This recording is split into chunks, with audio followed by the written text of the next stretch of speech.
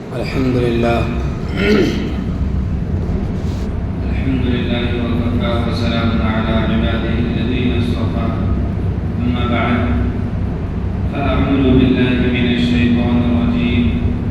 بسم الله الرحمن الرحيم. قل إن كنتم تحبون الله فاتبعوني يحببكم الله ويغفر لكم ذنوبكم والله غفور رحيم. وقال الله تبارك وتعالى: قل إن صلاتي ونسكي ومحياي ومماتي لله رب العالمين. وقال النبي صلى الله عليه وسلم: لا يؤمن أحدكم حتى أكون أحب إليه من والده وولده والناس أجمعين، أو كما قال النبي صلى الله عليه وسلم. اللهم صل على سيدنا محمد وعلى آل سيدنا محمد وبارك وسلم. معزز والمحترم سامعین کرام، عزیزان ملت، برادران اسلام، 3 دن کی قربانی کا وقت گزر چکا اور یہ اللہ تعالیٰ کی طرف سے مہمان نوازی کے دن تھے. ان 3 دنوں کے اندر اللہ رب العزت میزبان تھے اور بندے مہمان تھے. تمام مسلمانوں نے اپنی اپنی حیثیت کے مطابق قربانیاں پیش کی. صاحب نصاب لوگوں پر جہاں شریعت میں قربانی واجب ہے اور اس کی ادائیگی نہ کرنے پر وعید بتائی گئی ہے، وہیں پر قربانی کے بے شمار فضائل کے ذکر کیے گئے جو آپ کے سامنے پہلے بیان کیے جا چکے. سارے عالم کے اندر ہزاروں لاکھوں کروڑوں مسلمانوں نے قربانی پیش کی اور قربانیوں میں اپنے جانوروں کو پیش کیا. جس قربانی کے ساتھ اخلاص اور اللہ کی رضا موجود ہوگی اس قربانی کو اللہ تعالیٰ نے قبول فرما لیا ہوگا.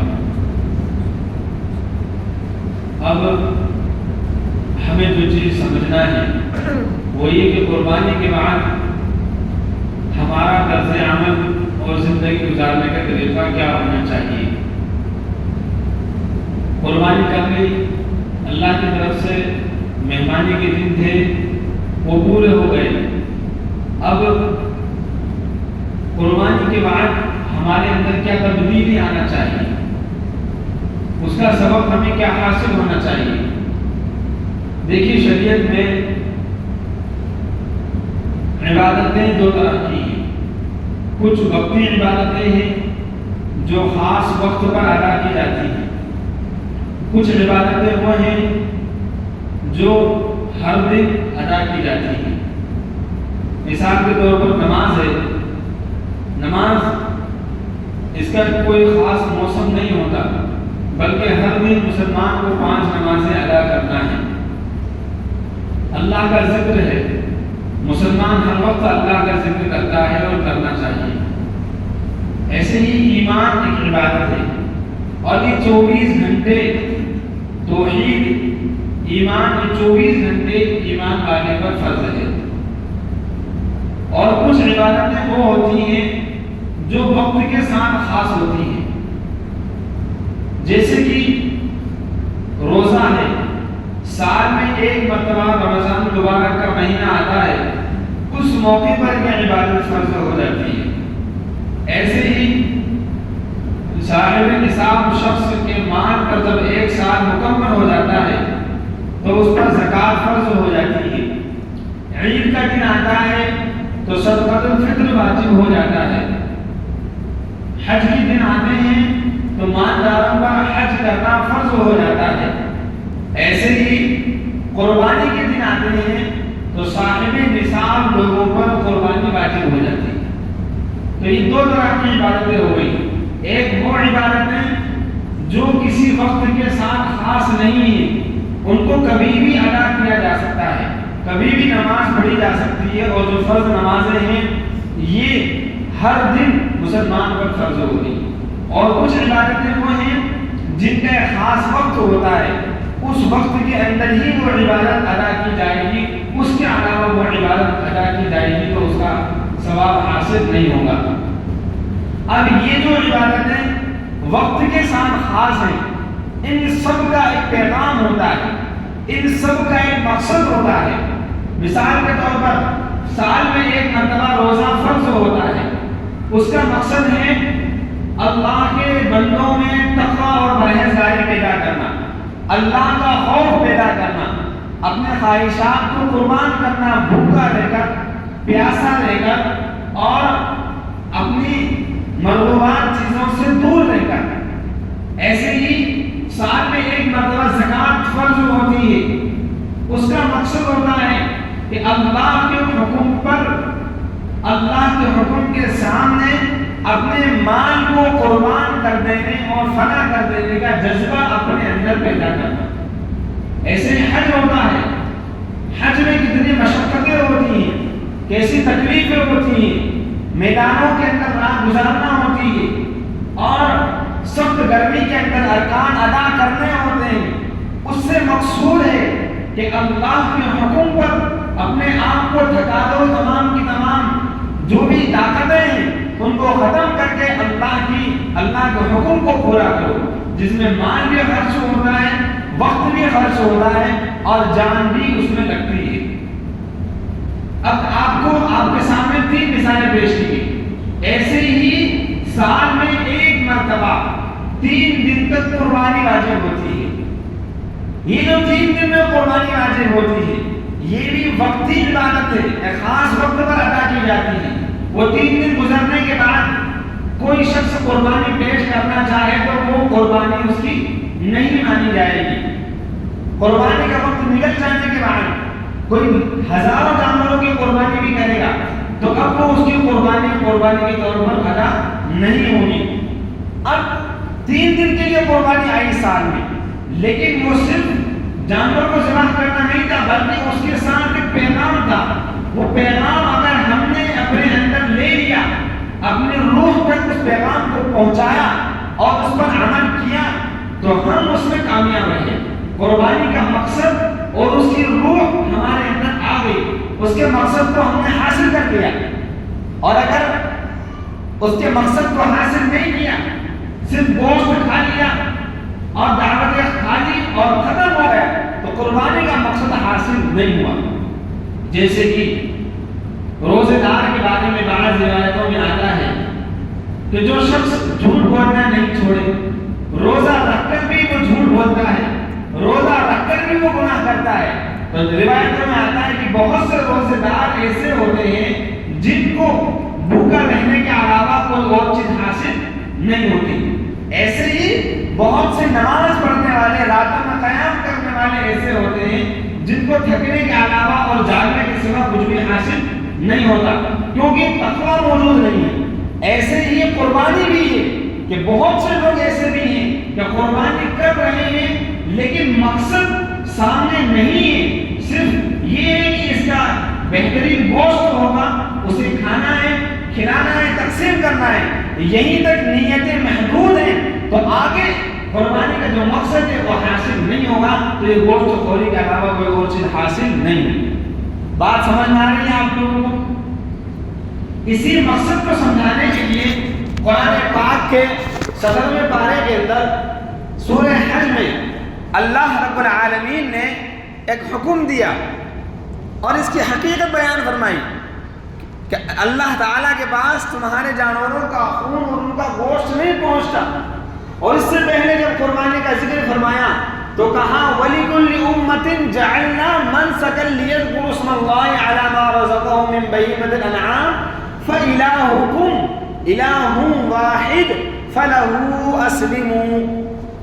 فرمایا کہ قربانی تو ہم نے ہر قوم کے لیے، ہر امت کے لیے رکھی ہے، لیکن آگے ارشاد فرمایا تاکہ وہ اللہ کے نام کا ذکر کریں، ان چوپایوں پر اور جانوروں پر. اور اس کے بعد ارشاد فرمایا کہ تمہارا سب کا خدا ایک ہے، اسی کے لیے تم سب کو جھک جانا ہے، تابع فرمان ہو جانا ہے. اس آیت سے قربانی کا مقصد سمجھ میں آتا ہے کہ جانوروں کے گلوں پر چھری پھیرنے کا مقصد ہے کہ تم اللہ کے لیے جھک جاؤ، اپنے آپ کو اللہ کے لیے قربان کر دو، اپنے خواہشات کو اللہ کے لیے بچھا دو، سب کچھ کو فنا کر دو اللہ کی رضا کو حاصل کرنے کے لیے. فَلَهُ أَسْلِمُوا. اور وہ لوگ جو جھک جاتے ہیں اللہ کے سامنے، اپنے آپ کو پیش کر دیتے ہیں، ان کے بارے میں آگے ارشاد فرمایا وَبَشِّرِ الْمُخْبِتِينَ. ایسے جھکنے والے لوگوں کو اللہ تعالی کی طرف سے خوشخبری سنا دیجیے، جنت کی خوشخبری سنا دیجیے، بہترین ٹھکانے کی خوشخبری سنا دیجیے. کون ہیں یہ لوگ؟ ان کے بارے میں فرمایا وہ لوگ ہیں جو نماز کو قائم کرتے ہیں، زکوٰۃ کو بھی ادا کرتے ہیں اور اپنے وعدوں کو پورا کرنے والے ہیں. اور اس کے بعد آگے ارشاد فرمایا کہ دیکھیے لَن يَنَالَ اللَّهَ لُحُومُهَا. تمہارے جانور جب ذبح کرتے ہو تو بہت سارا گوشت نکلتا ہے، خون نکلتا ہے، یہ سب کچھ تمہارے پاس ہے، کچھ بھی اللہ کے پاس نہیں جاتا. تو اللہ کے پاس کیا چیز جاتی ہے؟ وَلَكِنْ يَنَالُهُ التَّقْوَى مِنْكُمْ. اور لیکن اللہ تعالیٰ کے پاس تمہاری جانب سے یعنی تمہارے دلوں سے تقوی پہنچتا ہے. روزے کے بارے میں بھی فرمایا تھا لعلکم تتقون، تاکہ تم متقی بن جاؤ. یعنی ان وقتی عبادتوں کا مقصد ہے بندے کے اندر تقوی پیدا کرنا. تقوی کا مطلب ہے اللہ کا خوف پیدا کرنا، اللہ کے حکموں کے آگے اپنے آپ کو جھکانا، سرنڈر کر دینا. وَلِمَنْ خَافَ مَقَامَ رَبِّهِ جَنَّتَانِ. جو اللہ کے سامنے کھڑا ہونے سے ڈر جاتا ہے اللہ اس کو جنت میں 2 باغات عطا فرمائیں گے. وَأَمَّا مَنْ خَافَ مَقَامَ رَبِّهِ وَنَهَى النَّفْسَ عَنِ الْهَوَىٰ. اور وہ شخص جس نے جو اللہ کے سامنے کھڑے ہونے سے ڈرا، یعنی جس میں یہ خوف پیدا ہو گیا کہ قیامت کے دن مجھے میرے رب کے سامنے کھڑا ہونا ہے، مجھے سوالوں کا جواب دینا ہے، میری زندگی کے ایک ایک پل کا، میری زندگی کے ایک ایک گھنٹے کا، منٹ کا، ایک ایک چیز کا مجھے حساب دینا ہے، اور بغیر حساب کے میں وہاں سے آگے نہیں بڑھ سکتا، ٹل نہیں سکتا، قدم آگے نہیں بڑھا سکتا. فرمایا وَأَمَّا مَنْ خَافَ مَقَامَ رَبِّهِ وَنَهَى النَّفْسَ عَنِ الْهَوَىٰ. اللہ سے ڈرا اور اپنے آپ کو، اپنے نفس کو خواہشات سے روک لیا. یہی اصل مقصد ہے، یہی پوائنٹ ہے کہ اپنے دل کو دلی خواہشات سے روک لینا. انسان گناہ کرتا ہے دل کی لذتوں کو پورا کرنے کے لیے، اور یہی وہ چیز ہے جو اللہ کے اور بندے کے بیچ میں حائل ہوتی ہے. سورہ یوسف کے اندر فرمایا وَمَا أُبَرِّئُ نَفْسِي، کہ میں میرے نفس سے بری نہیں ہوں. إِنَّ النَّفْسَ لَأَمَّارَةٌ بِالسُّوءِ، کہ یہ جو دل ہے جب تک یہ بنتا نہیں ہے، سنورتا نہیں ہے، تو یہ برائیوں کا حکم کرتا ہے، برائیوں کا حکم کرتا ہے. ہاں مگر وہ شخص جس پر اللہ رحم فرما دے تو اللہ نے بار بار الگ الگ عبادتوں کے ذریعے سے اس نفس کو قربان کرنے کے لیے احکامات دیے. روزہ رکھ کر، بھوکا رہ کر نفس کو قربان کرو، زکوٰۃ دے کر مال کے لالچ کو قربان کرو، حج ادا کر کے آرام کا جو لالچ ہے اس کو قربان کرو، اور قربانی کر کے اپنے خواہشات اور جذبات کو قربان کر دو. قربانی بھی یقیناً بہت محبوب عمل ہے، اور آپ نے دیکھا ہوگا، ہم نے بھی دیکھا ہے، بعض لوگ قربانی کے لیے جانور شروع سے ہی پالتے ہیں، اپنے گھر پر پالتے ہیں، یا مہینے 2 مہینے 4-6 مہینے پہلے لے کر آ جاتے ہیں. ان سے انسیت پیدا ہو جاتی ہے، ایک تعلق پیدا ہو جاتا ہے، وہ بھی محبت کرنے لگتا ہے، اور گھر کا بچہ اس سے محبت کرنے لگتا ہے، ایک دوسرے کی باتوں کو سمجھنے بھی لگ جاتے ہیں. اور جب قربانی کا موقع آتا ہے اور اس جانور کو قربان کیا جاتا ہے تو بچہ غمگین ہو جاتا ہے. بہت سے لوگوں کی آنکھوں سے آنسو جاری ہوتے ہیں. یہی وہ درس ہے کہ آج جو یہ آنسو نکل رہے ہیں، ان کو تم نے اللہ کے لیے قربان کیا. ساری زندگی یہی جذبہ ہونا چاہیے، پوری زندگی، آخری زندگی کی آخری سانس تک، کہ میرے جسم سے آنسو نکلے یا خون نکلے، حکم تو اللہ ہی کا مجھے ماننا ہے، حکم تو اللہ ہی کا ماننا ہے. اور اللہ کے حکم کو ماننے کے لیے امام الانبیاء سرور کون و مکان جناب محمد رسول اللہ صلی اللہ علیہ وسلم کی پیروی کرنا ہوگی. یہی اس کا سبق ہے. اللہ تعالیٰ نے ارشاد فرمایا قرآن پاک کے اندر قل ان کنتم تحبون اللہ فاتبعونی. اگر تم یہ چاہتے ہو کہ تم اللہ سے محبت کرو، تمہارا یہ دعویٰ ہے کہ ہم اللہ سے محبت کرتے ہیں، اللہ کی محبت کے خاطر ہم تمام کام انجام دیتے ہیں، تو یاد رکھیے فاتبعونی، اللہ کے رسول صلی اللہ علیہ وسلم کی اتباع کرنا ہوگی. ہر چیز میں ہمارے لیے مسلمانوں کے لیے زندگی گزارنے کا کوئی آزاد نظریہ نہیں ہے، بلکہ ایک پوری لائن دی گئی ہے، پورا طریقہ سمجھایا گیا ہے. اٹھنے بیٹھنا، کھانا پینا، استنجا، ہر ایک چیز کو سمجھایا گیا ہے. ایک چیز کو، شادی بیاہ کے طریقے، موت میت کے احکامات اور پاکی ناپاکی کے مسائل، وضو کے مسائل، طہارت کے مسائل، نماز کے، قربانی کے، زکوٰۃ کے، ایک چیز کو سمجھایا گیا ہے، سکھایا گیا ہے کہ اس کے مطابق زندگی گزارنا ہے، یعنی سنتوں کے مطابق زندگی گزارنا ہے. اگر ایسا ہو گیا تو فرمایا یحببکم اللہ، اللہ تم سے محبت کرنے لگیں گے، اللہ تمہیں اپنا محبوب بنا لیں گے. اور جب اللہ محبت کریں گے تو تمام گناہوں کو معاف فرما دیں گے. کائنات کی ہر چیز ہمارے لیے جھک جائے گی. کائنات کا رب جس بندے سے محبت کرنے لگ جائے تو کائنات کی ہر چیز اس سے محبت کرنے لگ جاتی ہے. حدیث پاک کے اندر آتا ہے، توجہ دیجیے کہ جب بندہ اللہ کا قریب ہو جاتا ہے اور اللہ بندے سے محبت کر رہے ہیں، جب اللہ بندے سے محبت کرنے لگتے ہیں تو حضرت جبرائیل سے کہتے ہیں، جبرائیل میں اس بندے سے محبت کرتا ہوں، تم بھی اس سے محبت کرو. حضرت جبرائیل علیہ السلام بھی اس سے محبت کرتے ہیں. پھر حکم ہوتا ہے کہ سارے فرشتوں میں آواز لگا دی جائے، ندا اور صدا دے دی جائے، اللہ اور جبرائیل اس سے محبت کرتے ہیں، تم سب بھی اس سے محبت کرو. آسمان کے سارے فرشتے اس بندے سے محبت کرنے لگ جاتے ہیں. پھر وہی آسمان والوں کی محبت زمین پر اتار دی جاتی ہے اور زمین والے تمام لوگ اس سے محبت کرتے ہیں، بغیر لالچ کے محبت کرتے ہیں. وَيُوضَعُ لَهُ الْقَبُولُ فِي الْأَرْضِ، زمین میں بھی اس کے لیے محبت اتار دی جاتی ہے. اللہ کی محبت، بندوں کی محبت، فرشتوں کی محبت کو حاصل کرنے کا طریقہ یہی قربانی ہے. دیکھیے آپ، قربانی تو ہر کوئی دیتا ہے، بغیر قربانی کے کوئی منزل حاصل نہیں ہوتی. ایک بچہ پیدا ہوتا ہے، اس کے لیے ماں بے شمار قربانی دیتی ہے. آپ سب اس بات سے بخوبی واقف ہیں. قربانی دو طرح کی ہوتی ہے، کئی طرح کی قربانی ہے. کوئی شخص قربانی دیتا ہے دنیا کے لیے، اس کو دنیا حاصل ہوتی ہے. کوئی شخص قربانی دیتا ہے کرسی حاصل کرنے کے لیے، عہدہ حاصل کرنے کے لیے، اس کو عہدہ ملتا ہے. کوئی شخص قربانی دیتا ہے تجارت کے لیے، کاروبار کے لیے، راتوں کو جاگتا ہے، وقت بے وقت اٹھتا بیٹھتا ہے، آرام کو قربان کرتا ہے، اس کو وہ چیز حاصل ہوتی ہے. جو جس چیز کے لیے قربانی دیتا ہے اس کو اس چیز میں کامیابی ملتی ہے، اور جو شخص اللہ کے لیے قربانی دیتا ہے تو اس کو اللہ مل جاتے ہیں اور اللہ کی محبت مل جاتی ہے. اور ہماری جو قربانی 3 دن تک ادا کی گئی، اس کا مقصود اللہ کی محبت کو ہمارے دلوں میں اتارنا.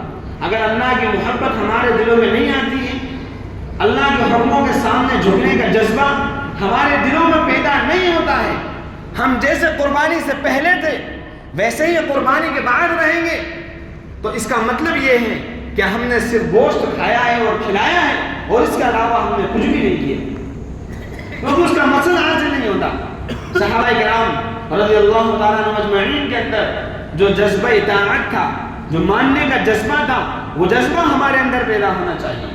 ایک مرتبہ نبی پاک صلی اللہ علیہ وسلم تشریف لے جا رہے تھے اور آپ کو ایک گھر نظر آیا آبادی سے باہر. اس گھر کی بناوٹ کچھ اس طرح سے تھی کہ گھر کے اوپر ایک گنبد نما بنا ہوا تھا جو غیر لوگوں کا طریقہ تھا، الگ طرح سے وہ گھر بنا ہوا تھا. آپ صلی اللہ علیہ وسلم نے سوال کیا کہ یہ کن کا گھر ہے؟ حضور کو بتایا گیا کہ یہ فلانے صحابی کا مکان ہے. آپ صلی اللہ علیہ وسلم وہاں سے آ گئے. ایک مرتبہ آپ کی مجلس قائم تھی، وہی صحابی جن کا نام بتلایا گیا تھا، جن کا وہ گھر تھا، وہ آئے اور انہوں نے حضور پاک صلی اللہ علیہ وسلم سے سوال کیا، سلام کیا، لیکن آپ ناراض تھے تو سلام کا جواب نہیں کیا۔ انہوں نے پھر کسی موقع پر سلام کیا، پھر جواب نہیں دیا، پھر سلام کیا۔ اب ان کو فکر ہو گئی کہ اللہ کے رسول مجھ سے ناراض ہیں، یہ ناراضگی کی وجہ کیا ہے؟ فوراً انہوں نے صحابہ سے، اپنے ساتھیوں سے تلاش کیا کہ حضور مجھ سے کیوں ناراض ہیں۔ پھر کسی صحابی نے بتایا کہ آپ تفریح کے لیے باہر نکلے تھے تو تمہارا مکان دکھا، اس کی بناوٹ غیروں سے ملتی جلتی ہے، نبی کو یہ پسند نہیں آئی، اس لیے آپ سے ناراض ہیں۔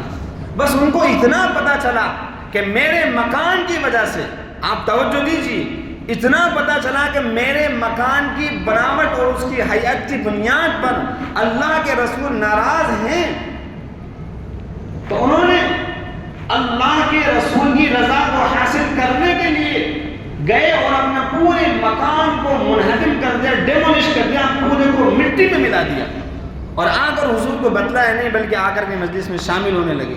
پھر کسی موقع پر آپ صلی اللہ علیہ وسلم کا ادھر گزر ہوا، جب دیکھا کہ وہ مکان تو ڈھہ چکا ہے پورا، آپ نے سوال کیا تو فرمایا کہ حضور آپ کی ناراضگی کا علم ہو گیا تھا، اس ناراضگی کی وجہ سے انہوں نے آپ کی ناراضگی کی وجہ سے اپنے مکان کو ختم کر دیا۔ آپ صلی اللہ علیہ وسلم مسکرائے اور آپ خوش ہو گئے۔ یہ اللہ اور اس کے رسول کی محبت ایسی ہونا چاہیے۔ اللہ تعالیٰ نے قرآن پاک کے اندر فرمایا اللہ کی محبت چاہتے ہو تو اس کے رسول سے محبت کرو، اس کی اتباع کرو، اور حضور نے ارشاد فرمایا لا یؤمن احدکم حتی اکون احب الیہ من والدہ وولدہ والناس اجمعین، کہ تم میں سے کوئی بھی شخص ایمان کامل والا نہیں بن سکتا، کامل مومن نہیں بن سکتا جب تک کہ اس کے دل میں میری محبت اس کی ذات سے زیادہ، اس کی اولاد سے زیادہ اور اس کے والد سے زیادہ اور تمام لوگوں کی محبت سے زیادہ میری محبت اس کے دل کے اندر نہ ہو جائے۔ یعنی آپ صلی اللہ علیہ وسلم کی محبت، حضور کے طریقوں کی محبت، یہ تمام کی تمام چیزیں اس کے دل کے اندر ہونا چاہیے۔ آج ہم کہنے کو مسلمان ہیں، نبی کے محبتی اور عاشق کے دعوے دار ہیں، لیکن ہماری زندگی گزارنے کا طریقہ کیا ہے؟ ہمارا لائف اسٹائل کیا ہے؟ ہماری زندگی کی لائن کیا ہے؟ صبح شام کون سے طریقے ہمارے گھروں میں اپنائے جاتے ہیں؟ سنت کہاں ہے اور غیروں کے طریقے کہاں ہیں؟ لباس کے سلسلے میں، بالوں کے سلسلے میں، چہرے کی بناوٹ کے سلسلے میں، ہمارے کاروبار کے سلسلے میں، ہر ایک چیز کے اندر، تجارت میں 90% مسلمانوں نے نبی کا طریقہ چھوڑ دیا، خاری ہو رہی ہے۔ سود پر بڑے بڑے بزنس قائم ہیں، بیاج پر بڑے بڑے بزنس قائم ہیں، اکثر لوگوں کی آمدنی میں ملاوٹ مشکوک ہے، شبہات پائے جاتے ہیں، لیکن کوئی فرق نہیں پڑتا ہے، آخرت کا کوئی مطلب نہیں نکلتا۔ کچھ بھی ہو، دنیا اس وقت حاصل کرنا ہے، بڑا مقام حاصل کرنا ہے، اللہ ناراض ہو جائیں، اللہ کے رسول ناراض ہو جائیں، کوئی پرواہ میں نہیں ہوتی۔ یہ چیز جو ہے قربانی کے مقصد کے خلاف ہے۔ ہم نے قربانیاں دی تو اسی چیز کو حاصل کرنے کے لیے۔ ایک صحابی ہیں حضرت ابو درداء رضی اللہ تعالیٰ، اور ایک اور صحابی یہ دمشق میں رہا کرتے تھے، میرے ذہن سے ان کا نام نکل گیا، تو یہ صحابہ کے بارے میں کچھ باتیں معلومات کیا کرتے تھے۔ انہوں نے حضرت حنظلہ، سہیل ابن حنظلہ نام تھا ان کا، انہوں نے ایک مرتبہ حضرت ابو درداء سے پوچھا کہ حضور پاک صلی اللہ علیہ وسلم کے وقت اس دور کی کوئی بات بتلائیں، تو بتلایا انہوں نے کہ اس وقت میں حضور سے صحابہ بہت محبت کرتے تھے۔ پھر ایک صحابی کا ذکر کیا، ان کا نام بھی بتلایا، کہا ان کے بارے میں حضور پاک صلی اللہ علیہ وسلم نے ایک دفعہ فرمایا کہ یہ شخص بہت اچھا ہے۔ خریمی، سدیس خریمی کر کے ایک صحابی تھے کہ یہ شخص بہت اچھا ہے اگر اس میں دو باتیں نہ ہوں، ایک تو اس کے بال بہت بڑے ہیں، دوسرا اس کی تہبند، اس کا پائجامہ ٹخنوں سے نیچے رہتا ہے۔ یہ بات حضور نے ارشاد فرمائی۔ یہی بات ان صحابی تک پہنچ گئی، جیسے ہی ان کو پتا چلا کہ نبی نے یوں ارشاد فرمایا ہے کہ وہ بہت اچھا آدمی ہے اگر دو باتیں اس کے اندر نہ ہوں، فوراً چاقو منگایا اور اپنے بالوں کو، کان کی ادھر سے جو زیادہ بال تھے ان کو کاٹ دیا۔ اور جب ان کو پتا چلا کہ پاجامے کے بارے میں بھی تو اپنے پاجامے کو کاٹ لیا، ٹخنوں سے نیچے پاجامہ نہیں۔ اکثر طبقہ مسلمانوں کا اس میں گرفتار ہے، 50 مرتبہ سینکڑوں مرتبہ یہ بات سب کو پتا ہے. بخاری شریف کی حدیث ہے ما اسفل من الکعبین فی النار، ہمارے پائجامے کا جو حصہ ٹخنوں سے نیچے رہے گا وہ جہنم میں جائے گا. بخاری شریف کی حدیث ہے. لیکن ہمارے دلوں کے اندر دنیا کی جو عظمت ہے کہ ہمیں دنیا کے ساتھ ساتھ چلنا ہے، ہمیں دنیا والوں جیسا دکھنا ہے، ہمیں ان کی طرح رہنا ہے، تو ہم کبھی اس پر تیار نہیں ہوتے. نماز پڑھیں گے تب تک ہمارا پائجامہ ٹخنوں سے اوپر ہے، نماز کے باہر گئے تو ہم نے پائجامے کو ٹخنے سے نیچے کر دیا. بالوں کا معاملہ، کپڑوں کا معاملہ، ہمارے کپڑوں کا معاملہ، ہمارے بچوں کے کپڑوں کا معاملہ، ہماری مستورات کے کپڑوں کا معاملہ، ہم کس شعبے میں دین کو اختیار کر رہے ہیں. اللہ تعالیٰ ارشاد فرماتے ہیں اے ایمان والوں پورے اسلام میں داخل ہو جاؤ، پورے اسلام میں داخل ہو جاؤ. کسی کے گھر پر آپ جائیں اور جا کر کے دروازے میں کھڑے ہو گئے، ایک پیر دروازے کے باہر ہے، ایک پیر دروازے کے اندر ہے، باتیں کر رہے ہیں ادھر ادھر، تو سامنے والا کیا کہے گا؟ بھائی آپ پورے اندر آ جاؤ، اندر آ کر بیٹھ جاؤ، تمیز سے بات کر لو. یہ تو کوئی طریقہ نہیں ہے کہ آپ دروازے پر کھڑے ہو گئے، ایک پیر آپ کو ادھر لٹک رہا ہے، ایک پیر آپ کا ادھر لٹک رہا ہے. یہ تو کوئی بات ہی نہیں ہوتی. مطلب یہ کوئی بات ہوتی ہے کہ تمیز سے آئیے، اندر بیٹھیے، قاعدے سے جو بھی بات ہے وہ سامنے ہو جائے گی. یہی معاملہ ہمارا ہے. جب ہم مسلمان ہیں، ہمارا لیبل مسلمان ہے، تو پورے طور پر ہمیں اسلام میں داخل ہونا چاہیے. کیا سمجھتے ہیں آپ؟ مسلمان کا مطلب کیا ہے؟ مسلمان ایک نمبر کا صاف ستھرا ہوتا ہے، پاک ہوتا ہے.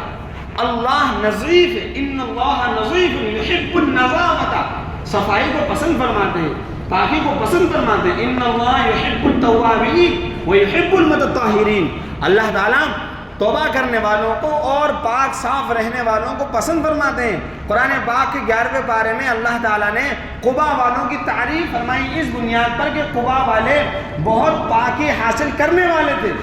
آج مسلمان اور ان کا معاشرہ بالکل گندا ہو چکا.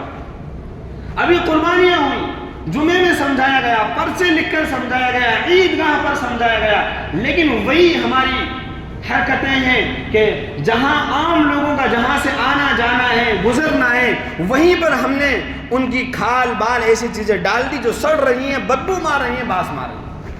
یہ ہمارے حالات ہیں. نام لے کر ہم ایسی 10 جگہوں کو بتلا سکتے ہیں. لوگوں نے آ کر شکایت کی، لوگ اپنی ناک بیچ کر کے جا رہے ہیں، برداشت کر رہے ہیں. لوگوں کو ایسا لگتا ہے کہ قربانی کا آئے گا، ایک گندگی کا ایک طوفان آ جاتا ہے. ہمارے اندر اتنی بھی سمجھداری نہیں ہے کہ ہماری قربانی کا جانور ہے، ہم نے اس کو کھایا ہے، اللہ کے لیے قربان کیا ہے، تو کم از کم اس کو امیر تو لیں. ہم کھال کہیں پڑی ہے، اس کی اور دیگر چیزیں کہیں پڑی ہیں، پورا شہر بدبو مار رہا، اور بارش ہو رہی، جدھر سے گزرو، جس گلی میں سے جاؤ، بھینکر بدبو ایک دم. کیا ہوگا آنے والے وقت میں؟ یہ ہوگا کہ قربانیاں شہر سے باہر کرو، تمام کی تمام چیزیں وہاں کرو، آپ کچھ بھی چیزیں اندر نہیں لا سکتے. ہم خود اس کے ذمہ دار ہوتے ہیں. اور کون کرنے والا ہے؟ کوئی الگ سے نہیں آیا، ہم ہی لوگ ہیں. جو چیز سمجھ میں نہیں اٹھائی نالی میں ڈال دی، کچھ بھی ہو وہ اٹھائی گھر کے باہر مجھے وہاں ڈال دیا. کسی کا راستہ ہے، کسی کے گھر کا سامنا ہے یا فرنٹ ہے یا پیچھے کا حصہ ہے، کوئی مطلب ہمیں نہیں. میرے بھائی ہمیں قربانی پر انہی چیزوں کو قربان کرنا ہے. آپ دیکھیں گے ابھی محرم آنے والا ہے، محرم میں بے شمار خرافات ہمارے انجام دی جاتی ہیں. وہ سواری والے بابا آتے ہیں، اس میں کیا کیا چیزیں، ننگے بابا اس میں آتے ہیں، ان کو کوئی پرواہ نہیں کہ ہمارا سطر دکھ رہا ہے اور ہم یہ ڈھونگ کر رہے ہیں. وہ کوئی اس کو قربان کرنے کے لیے تیار نہیں ہے. جو جن بدعات پر جمع ہوا ہے، جو جن خرافات پر جمع ہے وہ جمع ہوا ہے. قربانی آئی چلی گئی، ہم نے قربانی سے کوئی سبق حاصل نہیں کیا سوائے اس کے کہ ہم نے گوشت کھایا اور کھلایا. میرے بھائی ہمارا سارا فوکس اس بات پر ہے کہ جب ہم نے اللہ کے نام پر ذبح کیا ہے اور یہ آیت پڑھی ہے ان صلاتی و نسکی و محیایا و مماتی للہ رب العالمین، میرا جینا میرا مرنا اور میری تمام عبادتیں اللہ کے لیے ہیں. تو اپنا جینا بھی ایسا بناؤ جس کو اللہ پسند کرتے ہو، اور اپنی موت بھی اس حال میں لانے کی کوشش کرو کہ جو اللہ کو پسند ہو. پورے معاشرے کو سنوارو، ہر شعبے میں، شادی میں، موت میت میں اور دیگر تمام شعبوں کے اندر سنتوں کو داخل کرو. جو سنتوں سے ہٹ کر ہے خلاف پیغمبر کسے راہ گزید، ہرگز ہرگز بمنزل نخواہد رسید. جو رسول اللہ صلی اللہ علیہ وسلم کے طریقوں کے خلاف چلے گا کبھی بھی منزل تک نہیں پہنچ سکتا. دنیا میں اگر منزل تک پہنچ گیا تو آخرت میں تو منزل تک پہنچ ہی نہیں سکتا. اسی لیے دنیا سے زیادہ آخرت کی فکر کریں. آپ کو، مجھے، ہر انسان کو اس دنیا سے جانا ہے.